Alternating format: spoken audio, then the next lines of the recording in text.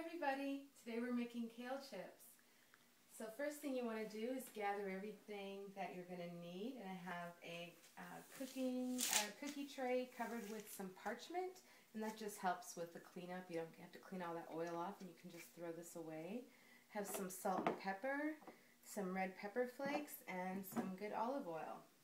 And the most important ingredient is the kale. Now this kale is actually from Teddy's garden, and we just picked it today. So there's nice big broad leaves. But if you buy kale at the store, all you have to do is break off all the leafy parts. The only thing you want to make sure of is that you don't have any big stems, because those don't get cooked. So you can just tear the leaves off the big stems, and if you have little leaves like this, just make sure there's no thick stems. You can break them off. So I've washed my kale and let it dry, and now I'm just going to put it onto my cookie sheet.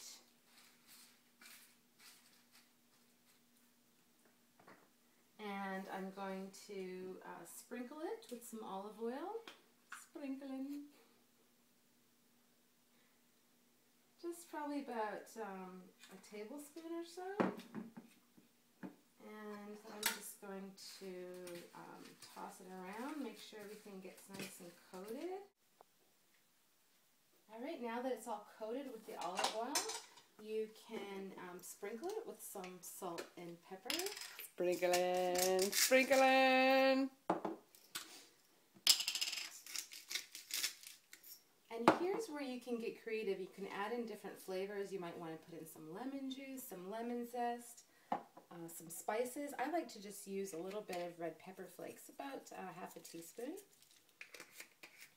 And once again, you're going to toss it all around so all those yummy ingredients get all over each of the pieces of kale.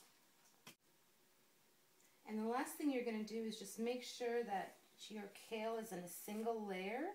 Otherwise, it can lead to some soggy pieces that don't get cooked enough. So just make sure it's all spread out.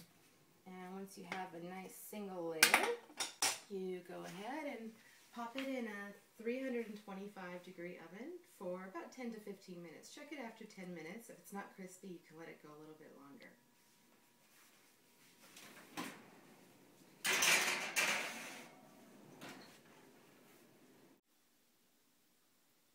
Okay, so it's been about 10 minutes. Let's take a look. Oh, those look great. Yeah, they're moving around a bit so they're nice and crispy. It's good to make a few trays so that there's plenty to go around. So I'll just put them on to... If you think they might be a little oily, you can just put them on some paper towel, but otherwise usually soaks up the olive oil nicely. Oh, sounds crispy. Yeah, let's try one. Mmm, delicious.